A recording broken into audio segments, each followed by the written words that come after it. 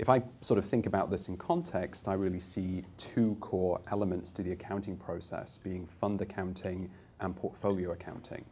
So fund accounting is actually creating the NAV, and that ultimately, as an investor, is what I'm concerned with. I need a net asset value calculation only to do two things. The traditional model always was that we have the fund admin calculating the NAV, and there's quite a degree of independent watchdog element to that to be protective to my interests as a shareholder and an investor.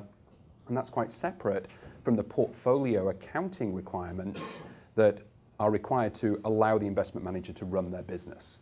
And that's the T+0, T+1 process of trade capture, confirmation, settlement, reconciliation, reporting. That's driving risk. That's fundamentally driving the information that portfolio manager sees as they're making the next investment decision.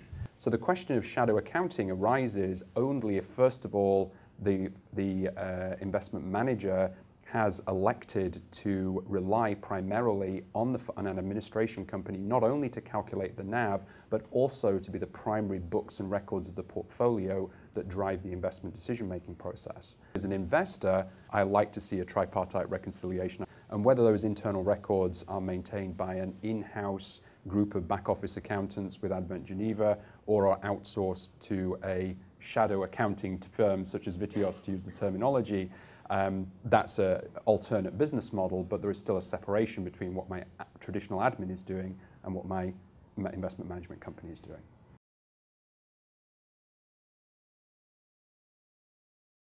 Where you're saying the cost of the middle and back office is way exceeding that of the front office, and this is not what hedge funds is all about. Hedge funds are about being nimble, being entrepreneurial, being more focused on their front office, being focused more on meeting the requirements of the regulators, and be able to meet the demands of the investors. So regulatory compliance is another drain on the resources of the manager. So the focus is going to be more on how do I push more of these things over to my service provider.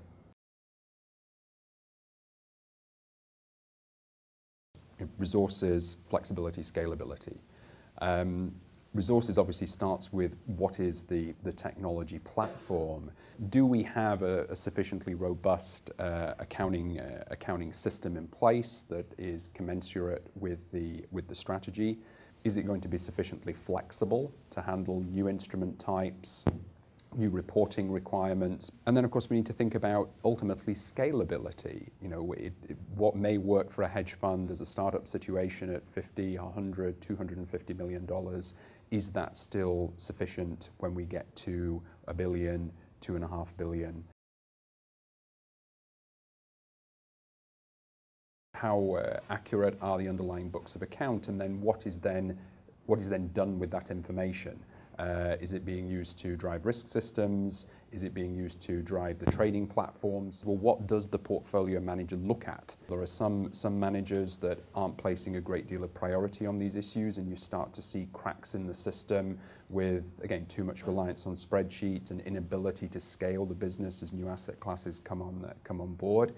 On the other end of the spectrum, you know, there certainly is the risk of portfolio managers who, you know, really are caught up in the intellectual challenge of building the world's biggest and best accounting system. I'm not hiring a programming firm because it's someone's hobby to build a new double-entry accounting system.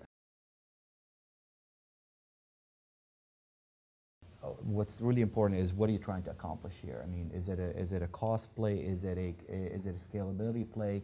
Is it your ability to, again, outsource areas where you really struggled over the years to build technology infrastructure, to build a true back office, to build a strong fund accounting, and really start from there. And exactly, it's not about, you know, building duplicative processes. It's about, are you trying to achieve stronger controls? The second piece to this is, I think what also managers make big mistakes is not looking internally back at themselves and how they should realign themselves to match and work closely with the fund administrator, service provider, shadow accountant. There's a realignment that needs to happen within the walls and the organizational model of the manager themselves, to realign themselves, to make sure that they are embedding and building controls within their processes to make sure that this partnership works.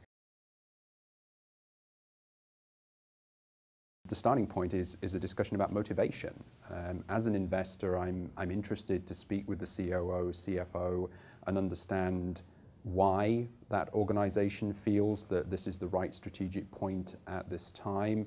I certainly want to see a lot of thought, a lot of planning, and a lot of preparation going into that potential outsourcing structure. Obviously, we then want to look at, understand the services that are being outsourced. We would like to look at the service level agreement, and linked into that, I think, is actually a broader question of transparency. You know, as investor, we are not trying to tell a manager how to run their business.